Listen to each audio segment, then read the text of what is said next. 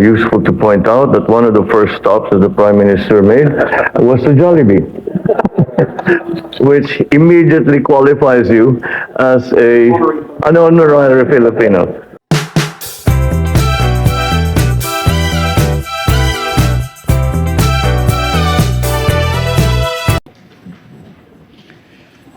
Prime Minister Christopher Locson, my colleagues in the Philippine government, please take a seat. Members of the New Zealand delegation, friends of our friends in the media, ladies and gentlemen, good evening.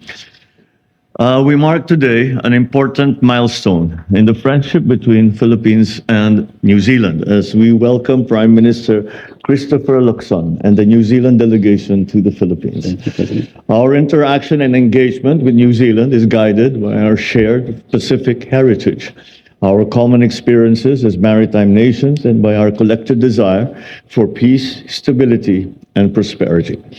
It is indeed a natural course for us to work towards enhancing our relations that will see the Philippines and New Zealand grow closer and cooperate more extensively on various areas, including trade, investment, defense, environment, climate change, maritime security, people-to-people linkages, and in multilateral endeavors, a very full list. On the economic front, the Philippines will continue to partner with New Zealand in maximizing the benefits of the rules-based trading system as strengthened by international arrangements such as the Asia-Pacific Economic Cooperation, or APEC, the Regional Comprehensive Economic Partnership, or RCEP, and the ASEAN, Australia, and New Zealand Free Trade Area. We will remain committed as fair and active stakeholders in this globalized and highly connected economic system, with the end goal of further realizing inclusive and sustainable development for our peoples. The Philippines welcomes a mechanism that will shepherd our joint efforts on economic relations. Our two governments will explore avenues to realize this important step in achieving a healthy, balanced, significant, and sustainable bilateral investment and trade. My team will always be ready to work with their New Zealand counterparts so we can maximize the potentials, raise our economic relations to much higher levels. This system and the unprecedented growth that the region has been experiencing for many decades now are anchored on the stability enabled by the rules-based order and shored up by international law. The Philippines welcomes New Zealand's continued commitment to advocate for the peaceful resolution of disputes in accordance with international law, including through the United Nations Convention on the Law of the Sea.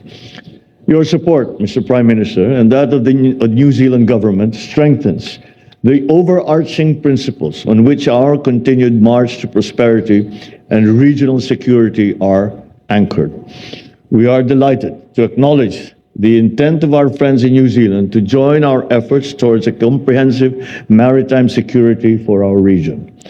Accordingly, we look forward to the institutionalization of our bilateral endeavors in maritime security that will have our respective law enforcement and civilian agencies working together to address common threats at sea. Our comprehensive maritime cooperation is envisioned to deal with a wide range of issues, from piracy to illegal, unregulated, and unreported fishing, terrorism in the maritime domain, contraband smuggling, wildlife trafficking, amongst others. The next few years will likewise witness our two countries jointly contribute in the global effort to realize the noble goals of the Paris Agreement and minimize the effects of climate change on our peoples and the region.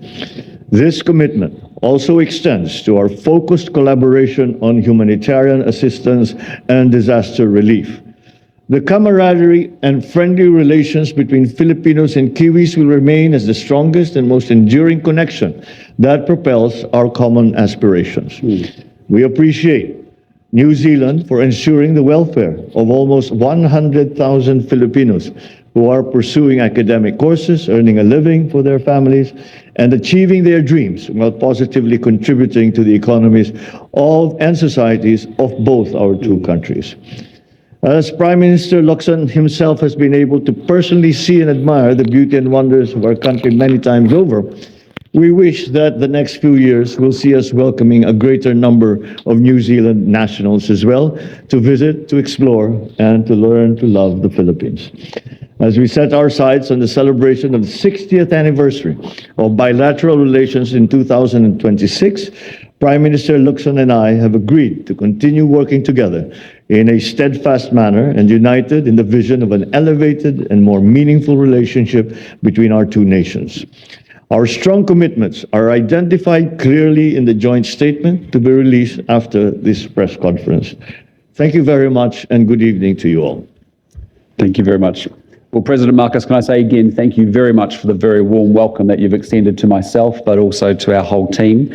You are an exceptional host, and I have to say it is a tremendous privilege to be able to stay at your mansion as your guest this evening, and thank you very much for arranging that for us. I've had many visits to the Philippines, and it's a country that you know that I have come to know and love for its vibrancy, for its energy, and for your amazing hospitality. Yours is also the fastest growing economy in Southeast Asia, a young country that is assuming an ever larger role as a leader in our region and a place driving prosperity. And while the Philippines and New Zealand share a warm and enduring relationship, President Marcos and I are determined to elevate it to a new level, determined to bring a new energy and new vibrancy to the work that we do together. And that's why we have agreed that the Philippines-New Zealand relationship will become a comprehensive partnership, which we will sign by the time of our 60th anniversary of diplomatic relations in 2026. We will cement a roadmap that strengthens our trade, security, and people-to-people links, as well as finding ways to work together to address global challenges like climate change and regional issues like maritime security. I'm very pleased to say I'm here today with Paulo Garcia. He is our first Philippines-born Member of Parliament, and he is a man who represents the very best of your country, Mr. President, and also of mine. New Zealand is privileged to be home to over 100,000 Filipinos, all of whom are great ambassadors for your country and all of whom make economic, social and cultural life much richer and more vibrant in New Zealand. Together, we are committed to stepping up our defence relationship with President Marcos and I, directing our officials to get the pinnings in place for our militaries to be able to work alongside one another in a more frictionless manner. In our meeting today, we also discussed the huge economic potential in our relationship, and we are both determined to grow two-way trade by at least 50% in the next few years. And it's great to see bilateral trade between New Zealand and the Philippines not only recover to pre-pandemic levels, but continue to increase. And while dairy remains New Zealand's biggest export commodity to the Philippines, there is an increasing interest from New Zealand companies in the information and technology sectors, manufacturing, renewable energy, and food and beverage sectors looking up to set up new offices in the Philippines. Travel has, of course, been a major driver for our trade growth, and we have more people moving back and forth between our two countries to visit family and friends, to take up work and study opportunities, and to holiday in our beautiful countries. We want to do more to grow both of our countries' tourism industries. And as I said earlier, our strong and growing people-to-people connections are really what is at the heart of our relationship.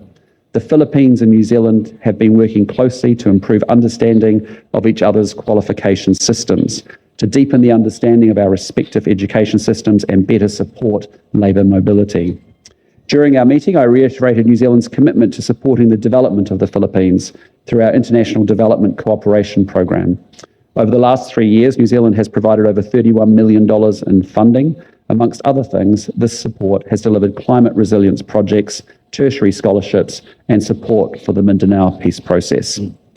President Marcos and I have reflected on the challenges faced by our region and the international environment. As two Indo-Pacific democracies, we share values and a common outlook on the world, of here in the Philippines, in the immediate region, whether it's also on Ukraine or in the Middle East or here within our region in the Indo-Pacific. And I just want to acknowledge President Marcos's leadership on the international stage, with both of us focused on building Indo-Pacific partnerships. Once again, I'm absolutely delighted to be concluding my first official visit to Southeast Asia here in Manila. And I want to personally thank you again, President Marcos, for the warmth and for the hospitality that you have afforded to me and also to our whole team. Thank you very much. Thank you.